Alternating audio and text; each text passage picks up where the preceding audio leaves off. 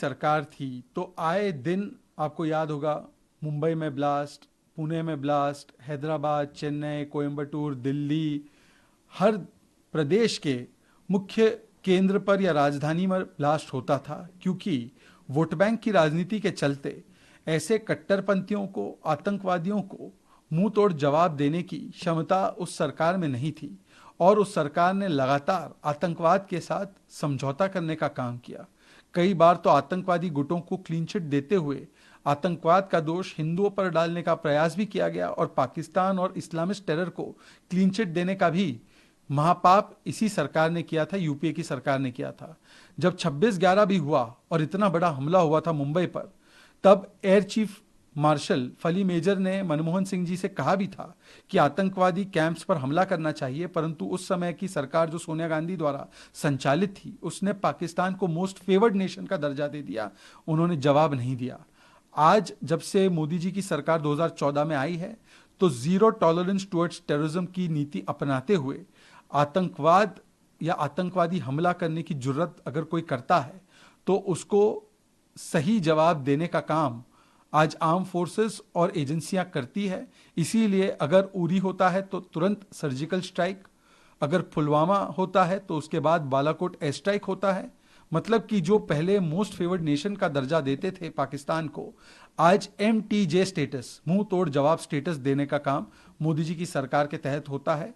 कांग्रेस ने केवल राष्ट्र नीति और राष्ट्र सुरक्षा पर राजनीति वोट बैंक की है, जबकि मोदी जी की सरकार जो है वो राष्ट्र सुरक्षा के प्रति पूर्ण तरीके से कटिबद्ध है और इसीलिए आज जो बड़े हमले होते थे अलग अलग शहरों में वो लगभग थम चुके हैं और आज आतंकवादियों को जड़ से मिटाने का काम किया जा रहा है। PFI पर भी हमला करके उनको एक प्रकार से प्रतिबंधित करने का काम किया गया है इस सरकार के द्वारा, और जहां पर भी आतंकवाद दिखता है वहां पर आतंकवाद पर कठोर से कठोर कार्रवाई करने का काम मोदी जी की सरकार करती है। Former CM of Madhya Pradesh and Congress leader Kamal Nath addressing an election rally threatened police officers. Rahul Gandhi should tell us that whether Kamal Nath's threat to officials that is being given from the open stage, is this Mohabbat ki dukaan or is this dhamki ki dukaan? And this is not the first time. Just few days ago, Digvijay Singh has also threatened the officials. Perhaps they are so frustrated and perhaps they are seeing their imminent defeat and therefore they are resorting to threatening the officials, using such kind of language against them. Today, the Election Commission must take cognizance suo moto of this and the previous instance where Digvijay Singh has threatened officials, and stern action should be taken against them. Congress leader harassment of women anywhere is shameful.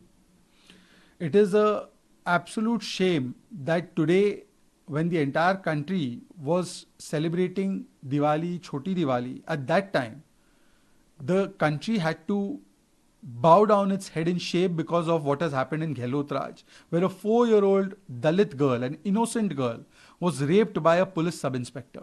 Imagine in Gehlot Raj, the Rakshak has become the Bhakshak. The protector has become the predator. And this is not the first such instance. Several such instances have taken place because Congress party ka haath balatkariyon ke saath. In the entire country, Modi ji is running Beti Bachao campaign. In Rajasthan, Gehlot ji is running Balatkari Bachao campaign. Therefore, even in this case, first attempt was to not file FIR. It was filed after pressure of BJP leaders and the common people. Then the attempt was to try and cosmetically take action, not take any stern action against the guilty official. Then those officials and police officers who were involved in removing the evidences, no action has been taken against them. Because of this kind of approach of Balatkari Bachao by the Congress party, the rapists and their hausla is extremely high. And also the Congress party has been constantly standing with such kinds of elements.